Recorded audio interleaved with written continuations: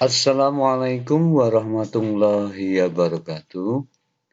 Alhamdulillahirabbil alamin. Hadana lihada wa ma kunna linahtadiya laula an hadanallah. Asyhadu an la ilaha illallah wahdahu la syarikalah wa asyhadu anna Muhammadan abduhu wa rasuluh. Allahumma shalli wa sallim wa barik ala sayyidina Muhammad wa ala ali sayyidina Muhammad amma ba'du. Selamat pagi anak-anak. Semoga anak-anak semuanya selalu dalam keadaan sehat walafiat, selalu dalam lindungan Allah Subhanahu wa taala. Puji syukur selalu kita ucapkan kepada Allah Subhanahu wa taala yang telah melimpahkan kepada kita semuanya banyak sekali kenikmatan kepada kita semuanya. Di antaranya kenikmatan, kesempatan dan kesehatan. Sehingga sampai detik ini kita semuanya walaupun dalam situasi pandemi COVID-19 ini, kita semuanya termasuk anak-anak semuanya masih diberikan kesempatan dan kesehatan Allah Subhanahu wa taala. Semoga kita semuanya terhindar dari virus COVID-19. Maka dari itu, sekali lagi saya mengajak kepada anak-anak dan semuanya untuk selalu melaksanakan protokol kesehatan. Jadi selalu memakai masker, menjaga jarak, dan mencuci tangan pakai sabun pada air yang mengalir setelah kita beraktivitas. Baik anak-anak, pada saat ini kita akan mempelajari tentang indahnya saling membantu dan hidup rukun untuk mata pelajaran agama Islam.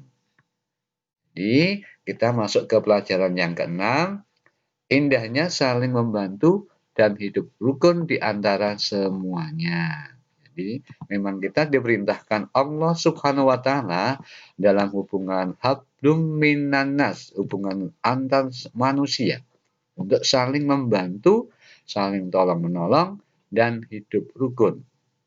Tolong-menolong tentunya dalam hal kebaikan dan ketakwaan. Dan kita juga dilarang untuk tolong-menolong dalam hal dosa dan permusuhan. Untuk itu nanti yang akan kita pelajari adalah mengkaji dan mengkaji surat Al-Maidah ayat 2 dan 3. Anak-anakku semuanya, manusia adalah makhluk yang pasti membutuhkan pertolongan orang lain. Karena manusia adalah makhluk sosial. Manusia tidak bisa mencukupi kebutuhannya sendiri. Kita bergantung satu sama lainnya. Dan dalam agama kita, agama Islam, mengajarkan kita untuk saling tolong-menolong. Namun, tolong-menolong yang diperintahkan adalah tolong-menolong dalam hal kebaikan dan ketakwaan. Sebaliknya, tolong-menolong dalam hal dosa dan permusuhan merupakan perbuatan yang dilarang. Oleh karena itu, kita harus dapat membedakan mana yang harus ditolong, mana yang tidak boleh ditolong. Nah, materi yang akan kita pelajari dalam indahnya saling membantu dan hidup rukun, yang pertama nanti adalah membaca Quran surat Al-Maidah ayat 2 dan 3, kemudian Quran surat Al-Hujurat ayat 12 sampai 13. Kemudian yang berikutnya nanti memahami isi kandungannya. Quran surat Al-Maidah ayat 2 dan 3 dan Quran surat Al-Hujurat ayat 12 dan 13. Yang terakhir, tentunya anak-anak selain membaca, memahami isinya, juga bisa menulis Quran surat Al-Maidah ayat 2 dan 3 dan Quran surat Al-Hujurat ayat 12 sampai 13.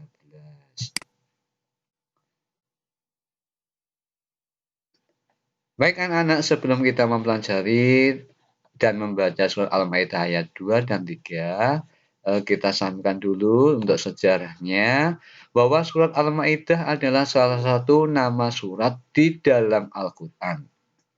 Surat ini termasuk dalam kelompok surah Madaniyah karena diturunkan setelah Nabi Muhammad SAW hijrah ke Madinah. Ciri dari surat Madaniyah adalah ayat dan suratnya panjang. Tidak seperti surat Makkiyah yang ayatnya pendek-pendek. Surat Al-Maidah terdiri dari 120 ayat dan merupakan surat yang kelima di dalam Al-Qur'an. Nama surat Al-Maidah diambil dari ayat ke-112 yang berarti hidangan makanan. Surat ini disebut juga dengan Al-Uqid yang berarti perjanjian. Kata Al-Uqid terdapat pada ayat pertama surat ini yang artinya perjanjian. Allah Subhanahu wa taala memerintahkan manusia untuk menepati janjinya kepada Allah dan kepada sesamanya. Nah, perhatikan ini anak-anak, ini gambar ya, gambar ketika kita itu saling tolong-menolong di kelas kita, ya membersihkan ruangan kelas, ya membersihkan ruangan kelas, tolong-menolong ketika beraktivitas, ya tolong-menolong kerja kelompok, membersihkan ruang kelas, membersihkan halaman kelas, ya ini termasuk di sini membersihkan lingkungan sekolah.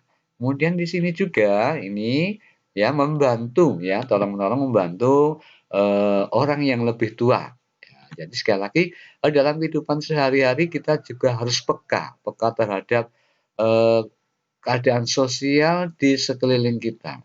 Ketika kita menemukan atau bersama seseorang yang lebih tua yang membutuhkan pertolongan, ya kita harus peka. Artinya kita harus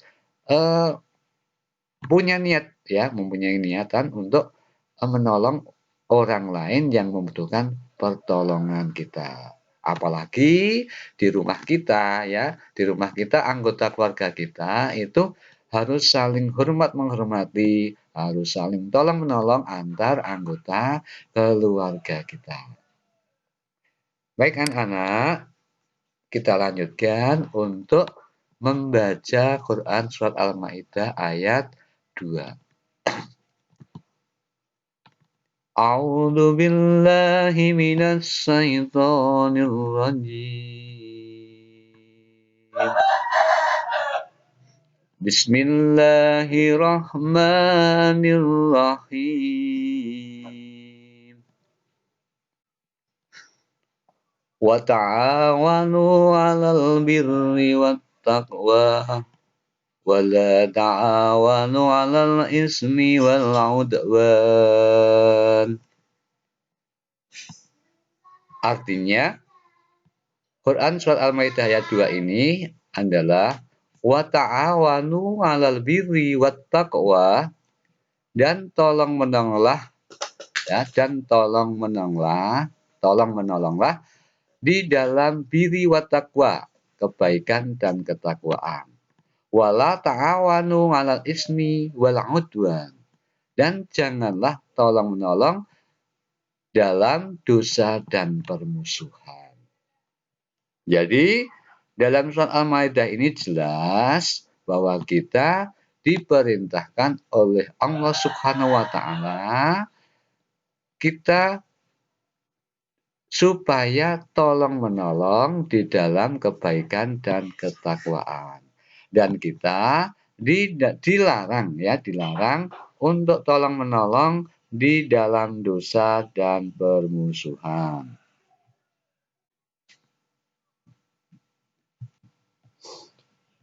Jadi, sekali lagi kita diperintahkan supaya tolong-menolong di dalam kebaikan dan ketakwaan dan dilarang untuk tolong-menolong di dalam dosa dan permusuhan. Nah, contohnya apa? Tolong-menolong di dalam kebaikan dan ketakwaan kan banyak sekali seperti apa yang saya sampaikan di depan tadi. Misalnya ya tolong-menolong antar anggota keluarga, di dalam kehidupan keluarga kita, saling membantu sesuai dengan tugasnya masing-masing. Kemudian tolong-menolong dengan teman kita, baik di lingkungan masyarakat maupun di sekolah kita. Seperti pada saat ini, dalam situasi pandemi ini termasuk kita saling mengingatkan ya. Saling mengingatkan antar anggota keluarga kita, saling mengingatkan antar anggota masyarakat kita. Untuk apa mengingatkan? Ya mengingatkan untuk selalu melaksanakan protokol kesehatan, ya. Jadi ketika kita bertemu dengan teman, bertemu dengan siapapun yang belum melaksanakan protokol kesehatan, maka kita diwajibkan untuk artinya kita punya kewajiban untuk mengingatkan.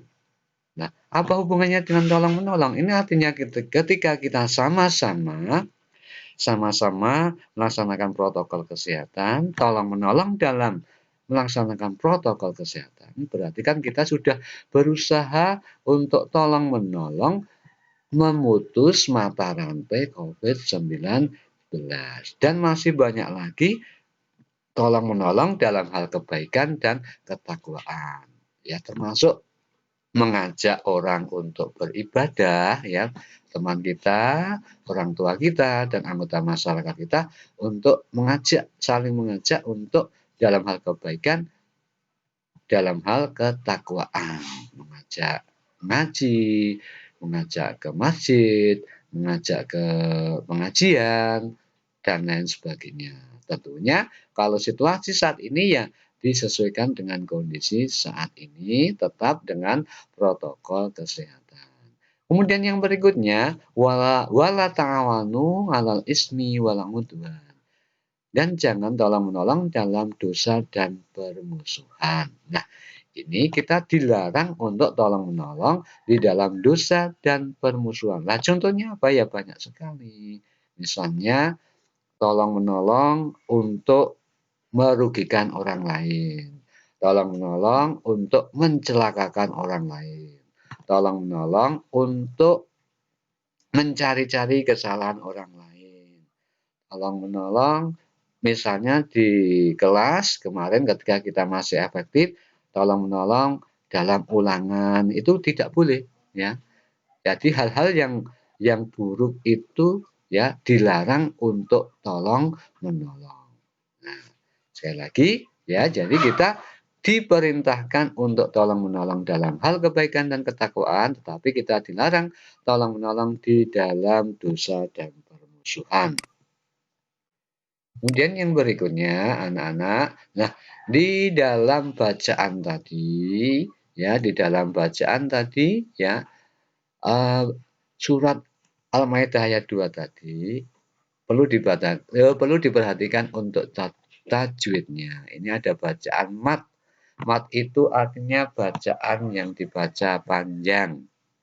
Nah, contohnya ini ada mat asli atau mat tobi'i. Nah, mat tobi'i itu terdiri dari 3 huruf, yaitu ketika wawu sukun itu bertemu atau sesudah harokat domah ya. Kalau wawu sukun itu sudah harokat domah. Kemudian kalau alif itu sudah harokat fathah. Kemudian kalau ya sesudah harokat kasroh itu dibaca 2 ketukan ya, 2 ketukan. Ini contohnya ini ya, ini ada ya sukun bertemu harokat ya, harokat kasroh ya, sebelumnya ini ada harokat kasroh. Nah, ini dibacanya syadidu. Nah, kemudian yang ini ada alif ya bertemu harokat ya, sebelumnya ya, alifnya ini sebelumnya bertemu harokat fathah. Nah, ini dibaca al-qolaida. Kemudian yang ini al-haroma. Nah, ini bacaannya cuma 2 ketukan panjangnya. Jadi sini ya, ini namanya mat asli ya, mat asli atau mat topi'i. Kemudian yang ini wawu ya, wawu ya, wawu ini wawu sukun ini sebelumnya didahului dengan huruf yang berharokat dhamma. Sodukum ya taguna. Nah, ini panjangnya dua ketukan ya, dua ketukan atau dua harokat.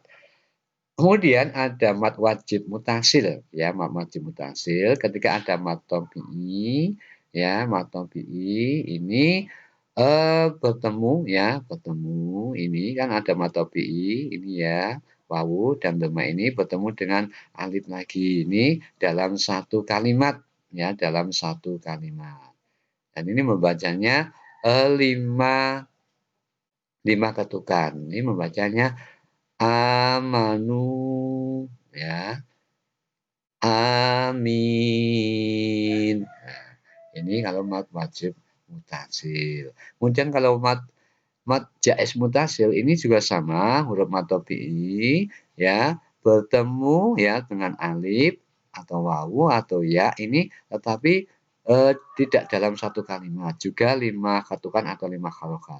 Ini dibaca ya ayyuha. Nah, seperti itu.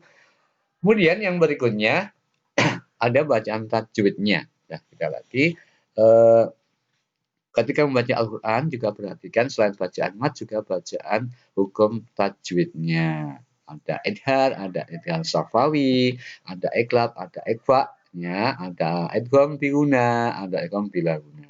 Ini contohnya ini. Untuk bacaan idhar ya, qaumin an ya, qaumin an. Nah, ini ada tanwin ya, tanwin ini di sini kasroh tanwin. Kasroh tanwin ini bertemu dengan huruf alif. Jadi ini dibaca jelas ya, dibaca jelas.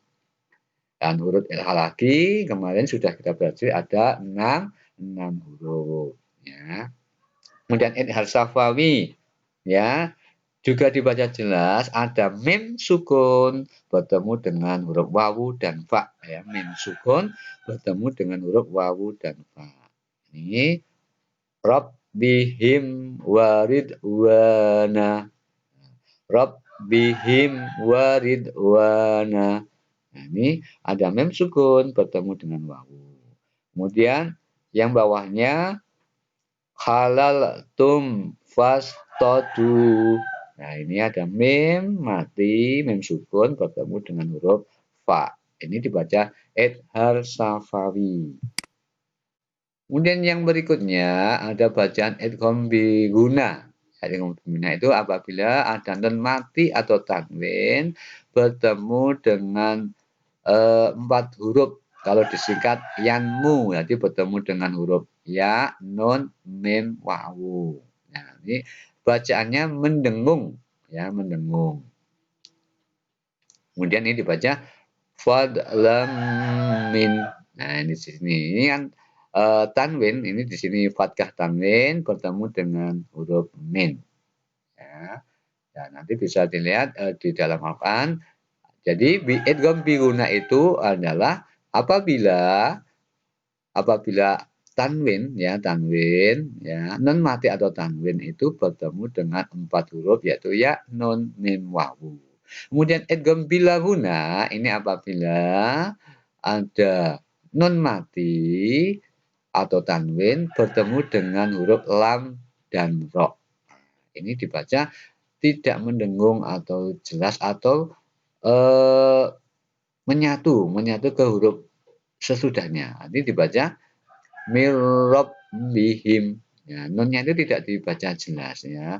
Ini langsung bihim, bukan min ya, bukan min bihim. Jadi dibacanya bihim. Nah, seperti itu. Ini tidak mendengung ya. Kemudian untuk ekfa ini dibaca sama-sama antara jelas dan mendengung. Jadi apabila ada nun mati bertemu atau tanwin bertemu dengan huruf ta dan shad di sini ya. Ta'tadu saddukum. Nah, ini di sini nun mati bertemu dengan ta, nun mati bertemu dengan shad. Ya, tetapi ini tidak hanya bertemu ta dan shad saja ya, bisa dengan huruf bertemu dengan huruf shad, do, sin, swin ya dan lain sebagainya. Nanti bisa kita perhatikan untuk pelajaran berikutnya. Kemudian yang berikutnya adalah bacaan huruf qalqalah. Ya, qalqalah itu huruf qalqalah itu ada qaf, ya, qaf, ta, ba, jim, dal. Jadi ada 5. Qaf, ta, ya, kemudian ba, jim, dal. Kalau singkat untuk lebih mudahkannya qatbu jadin. Ya, qatbu jadin. Qalqalah ini dibacanya dipantulkan atau membal. Ya. Contohnya di sini wattaqwa, ya, wattaqwa yajrimannakum. Kemudian yabtaguna. Kemudian walal hadya. Jadi artinya ini yang huruf-huruf qalqalah ini qaf ini dibaca mantul atau membal. Jim dibaca mantul atau membal juga. Kemudian ba, ya, ba ini dibaca mantul atau membal juga. Kemudian ini dal, ya, dal ini juga dibaca mantul atau membal juga. Jadi ada 5 huruf qalqalah. Ya, nanti bisa anak-anak pelajari selanjutnya dan bisa mengerti bagaimana cara membaca yang dibaca qalqalah atau mantul. Ya, mantul. Kemudian anak-anak kita lanjutkan untuk membaca surat Al-Maidah ayat 3. Ayat 3. A'udzu billahi minasy syaithanir rajim. Bismillahirrahmanirrahim. Al-yawma ya'isal ladzina kafaru min dinikum wa la tahsabuhu wa la tahsawhum wa hasawun. Saya ulang.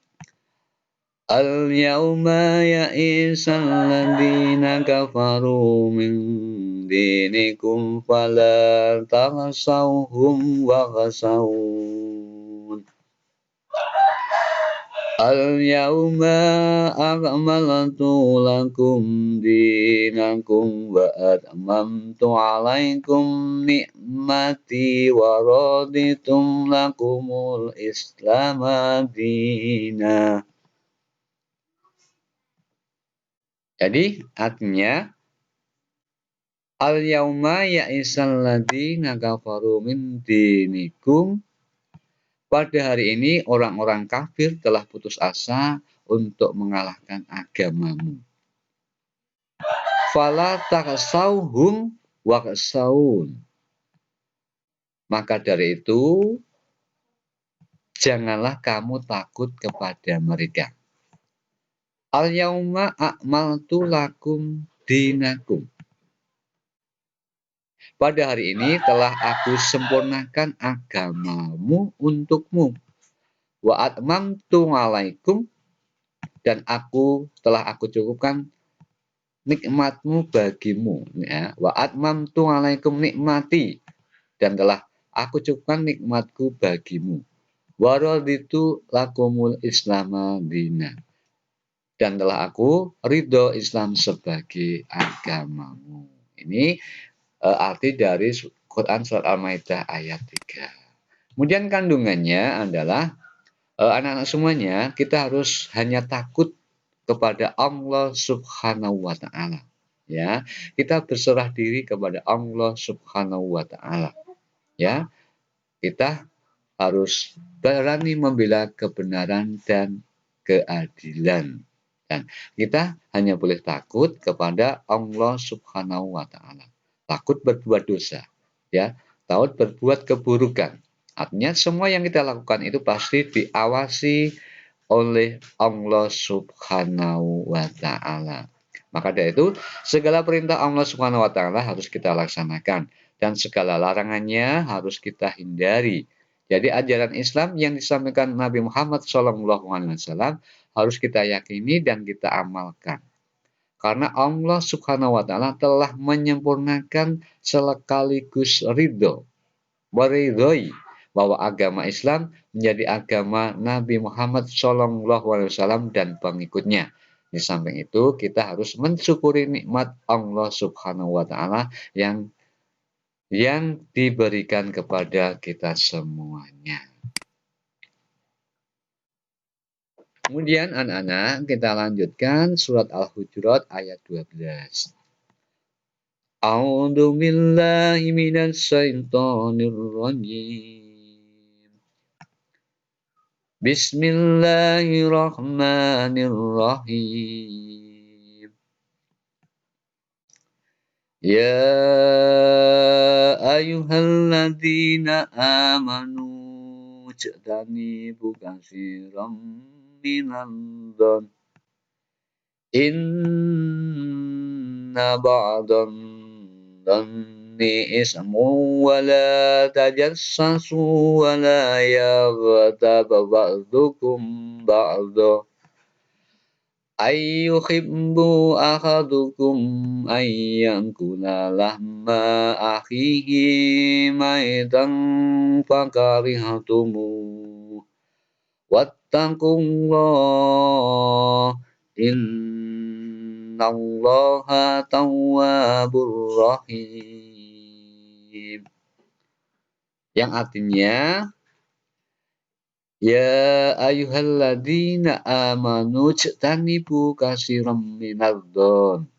Wahai orang-orang yang beriman, jauhilah banyak dari prasangka. Ya. Jadi kita tidak boleh berprasangka buruk kepada orang lain. Kita diperintahkan untuk menjauhi prasangka dari prasangka. Inna ba'dadhanni ismun. Sesungguhnya sebagian prasangka itu adalah dosa. Wala tajassasu, dan janganlah kamu mencari-cari kesalahan orang lain. Wala yabtaghu ba'dukum ba'dhan. Dan jangan ada di antara kamu yang menggunjing sebagian yang lain. Nah, ini perlu kita perhatikan, ini sangat urgen sekali, sangat penting sekali. Memang kita dalam kehidupan sehari-hari ini kadang tidak sengaja, ya. Sering kita tidak sengaja itu pasti pernah membicarakan aib orang lain, pasti pernah membicarakan kesalahan orang lain. Nah, ketika kita membicarakan kesalahan orang itu pasti kita kadang-kadang terlupakan, kita terlalu asik. Nah, padahal itu dilarang di dalam Al-Qur'an surat Al-Hujurat ayat 12.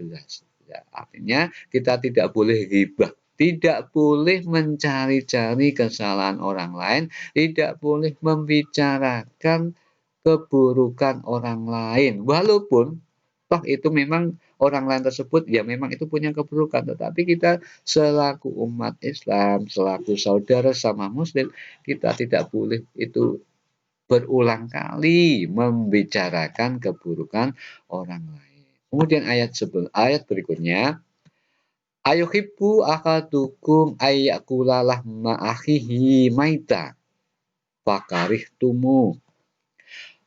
Apakah ada di antara kamu yang suka memakan daging saudaranya yang sudah mati? Tentunya kamu merasa jijik. Nah, ini diibaratkan ketika kita membicarakan keburukan orang lain, membicarakan aib orang lain, membicarakan kesalahan orang lain, mencari-cari kesalahan orang lain, ini seperti kita ini memakan daging saudaranya yang sudah mati.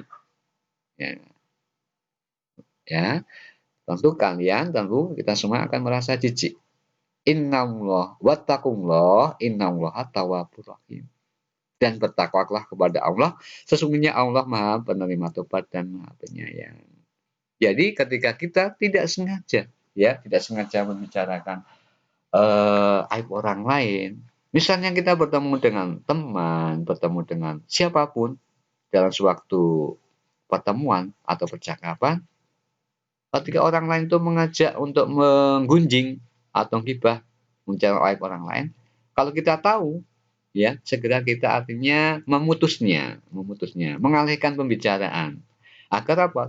Agar kita tidak terus-terusan ya membicarakan aib orang lain. Jadi ketika dalam suatu percakapan dan lain sebagainya, orang lain mengajak menggunjing, ya, dan kita juga kadang-kala lupa mengunjing kepada orang lain, ya, setelah menyadari, ya, kita putus, ya, jangan sampai mengulang lagi. Segera kita mengucapkan astagfirullahaladzim, mohon ampun kepada Allah Subhanahu wa Ta'ala. Jadi sekali lagi memang kita harus hati-hati dalam kehidupan sehari-hari, jangan sampai kita membicarakan aib saudara kita sendiri. Ya, seperti tadi kita diibaratkan memakan daging saudara sendiri yang sudah.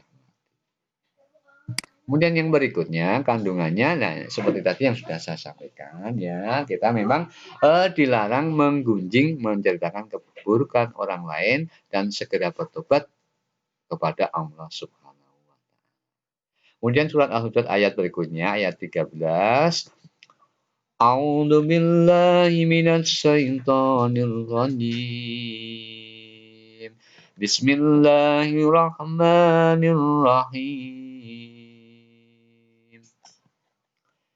Ya ayyuhan nasu inna khalaqnakum min dzakarin wa unsa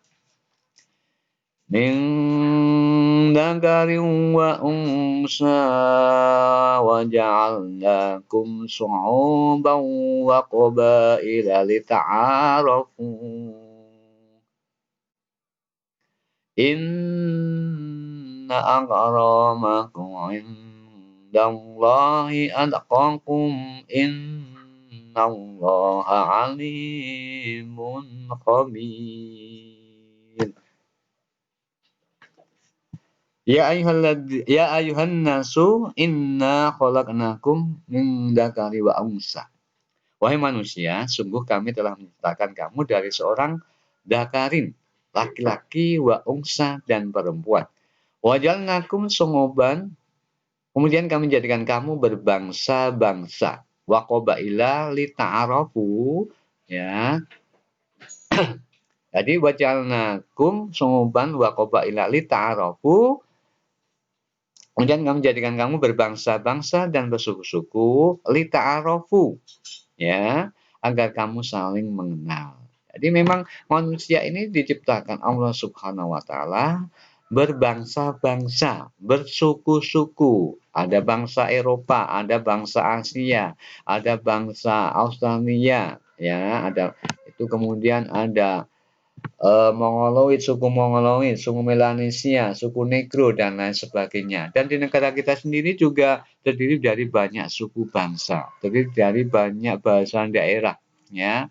Jadi memang itu sudah ditakdirkan Allah Subhanahu wa Ta'ala. Tapi meskipun berbeda-beda, tetapi kita diperintahkan untuk lita'arofu, untuk saling mengenal satu sama lainnya, ya, saling mengenal satu sama lainnya. Dengan saling mengenal satu sama lainnya, kita akan tahu apa itu kekurangannya, apa itu kelebihannya. Tetapi dengan mengetahui kekurangan dan kelebihannya, ketika kita mengenal orang lain, ketika kita mengenal bangsa lain, ketika kita mengenal masyarakat lain, terutama di negara kita ini, negara yang sangat besar sekali penduduknya, yang beraneka ragam suku bangsa, beraneka ragam budaya. Nah, dengan saling mengenal kita harus saling menghormati, ya, saling menghargai walaupun berbeda-beda suku, walaupun berbeda-beda adat istiadat, walaupun berbeda apapun, ya, kebudayaan mereka. Tetapi kita harus saling menghormati, saling memahami satu sama lainnya. Yang kita kedepankan adalah rasa persatuan, ya, rasa persaudaraan. Nah, kemudian selanjutnya inna akramakum indallahi atqakum, ya. Sesungguhnya yang paling mulia di antara kamu di sisi Allah adalah orang-orang yang bertakwa. Innallaha alimun khabir. Sungguh Allah itu maha mengetahui dan maha teliti. Jadi orang yang paling mulia di sisi Allah Subhanahu wa taala itu bukan orang yang punya pangkat, ya, bukan yang jadi presiden, bukan yang jadi bupati, bukan yang jadi gubernur, ya, bukan apapun itu kedudukannya, tetapi orang yang mulia di sisi Allah itu orang yang bertakwa, ya, yang melaksanakan perintah Allah Subhanahu wa taala dengan sebaik-baiknya. Kalaupun toh punya jabatan, ya jabatannya itu digunakan untuk selalu bertakwa kepada Allah Subhanahu wa taala. Jadi apapun nanti kedudukan apapun yang nanti kita miliki di dalam kehidupan ini, kita manfaatkan kedudukan yang kita miliki ini untuk ya melaksanakan kebaikan, untuk melaksanakan ketakwaan kepada Allah Subhanahu wa taala. Ya. Jadi dalam kandungan surat Al-Hujurat ayat 13 ini memang kita diciptakan dari laki-laki dan perempuan, menciptakan manusia terdiri dari laki-laki dan perempuan, ya, secara untuk berkelompok dan saling kenal mengenal satu sama lainnya, kemudian untuk saling tolong menolong. Ya, dengan saling mengenal kita akan saling tolong menolong antara satu dengan yang lainnya. Saling menghormati. Kita tidak boleh merasa diri paling benar. Tidak boleh merasa paling baik. Ya. Karena apa? Yang paling mulia di sisi Allah, sekali lagi, inna akramakum indallahi atqakum. Orang yang paling mulia di sisi Allah itu orang yang bertakwa. Ya, sekali lagi, jadi maka dari itu dalam situasi pandemi seperti ini, ya anak-anak sekali lagi, marilah kita selalu mengingatkan, ya selalu mengingatkan, selalu tolong menolong dalam kebaikan dan ketakwaan. Kenapa? Walaupun hanya mengingatkan, tolong pakai maskernya, tolong jaga jarak, tolong cuci tangan pakai sabun. Nah, itu kan sudah tolong menolong. Kita mencintai anggota keluarga kita mencintai anggota masyarakat kita mencintai bangsa kita. Agar apa? Agar terbebas dari COVID-19. Nah, setiap kegiatan, setiap apa yang kita lakukan yang bernilai kebaikan juga pasti bernilai pahala di mata Allah Subhanahu wa taala. Demikian anak-anak yang dapat saya sampaikan pada pelajaran saat ini ya tentang sikap tolong menolong dan hidup rukun. Semoga kita semuanya dapat melaksanakan dalam kehidupan sehari-hari. Sehingga ketika kita hidup rukun, saling tolong menolong dalam hal kebaikan dan ketakwaan, kehidupan kita, bangsa kita akan menjadi aman, damai dan sejahtera. Demikian yang dapat saya sampaikan, kurang lebihnya mohon maaf. Wassalamualaikum warahmatullahi wabarakatuh.